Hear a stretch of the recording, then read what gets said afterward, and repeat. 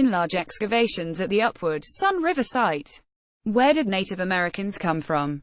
Over the years, lots of ideas have been considered, but genetic data eventually came down decisively in favor of one of them. Native Americans are most closely related to East Asians and must have come across a land bridge that was present between Siberia and Alaska during the last glacial period. But that big-picture answer has raised all sorts of additional questions about the details. There has been a long-running argument over their mode of travel, which only recently seems to have been decided in favor of boats. There are still arguments over how many waves of migration took place. And a weak genetic affinity for Eurasian populations, strengthened by an ancient Siberian genome, raises questions about how that DNA ended up in Native American genomes. Now, a large team of researchers is saying they have data that clarifies a lot of these questions. It comes in the form of a genome obtained from a child's skeleton found in Alaska. The skeleton has been dated to 11,500 years ago, and the genome now suggests it represents a member of a Novalos population that occupied the Berengian land bridge at the peak of the last glacial period, and gave rise to Native Americans. Meet the ancestors. The skeleton was found at a site called Upward Sun River and was one of two child skeletons found buried there. The second did not yield any DNA that could be sequenced. The site is located in the Alaskan interior, along a river that flows into the Yukon. It would have been north of the massive ice sheets that formed during the last glaciation. The genome itself looks almost exactly like you'd expect given the migration along the land bridge, either by foot or boat, prior to the end of the glaciation. It's equally related to all Native American populations but lies closer to the base of that branch of the human family tree. In other words, it is more similar to what we'd predict the ancestor of all Native Americans would look like, genetically. So, it's located in a spot on the family tree that's very informative.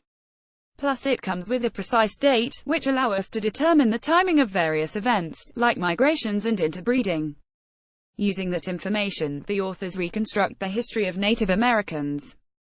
The data suggests that the ancestors of Native Americans branched off from other East Asian lineages starting at about 35,000 years ago, although the groups continued to interbreed for another 10,000 years. At about the time that stopped, the Native American ancestors started interacting with a Eurasian population in Siberia. That stopped by about 18,000 years ago. From then on, the population was isolated. From Beringia to the Americas. How did this isolation take place? The authors argue that the separation from East Asian populations occurred due to the onset of the last glacial maximum 24,000 years ago. This was the final exceptionally cold period before the glaciation came to an end.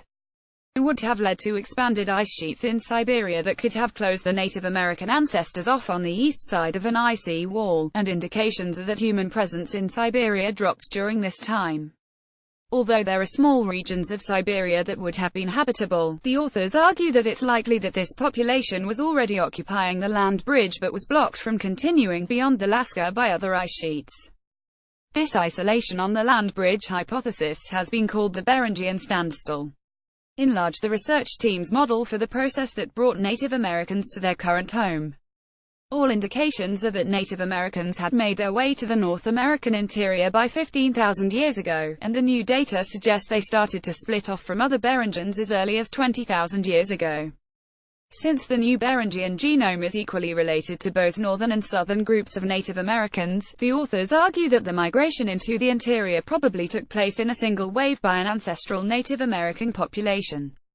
The split into northern and southern groups would have happened once they were in the interior, since the team calculates the split at somewhere between 17,500 and 14,500 years ago.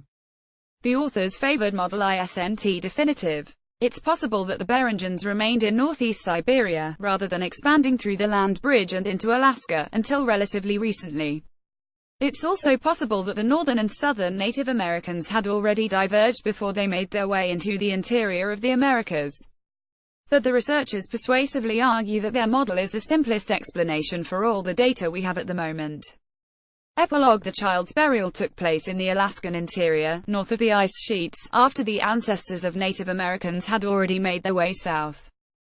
But there's no sign of any Berengian heritage among modern-day Alaskans. Instead, Alaskan natives all appear to be derived from a group of Native Americans who migrated back north after the ice sheets collapsed. Some of this population would go on to interact with Siberians and Inuit, complicating the picture somewhat. All of which indicates that the child was probably one of the last of her lineage. After having survived the last glacial maximum on the harsh tundra of Alaska, the Beringian lineage came to an end as the climate warmed up. Nature, 2017. DOI 10.1038 Nature 25173 About DOIs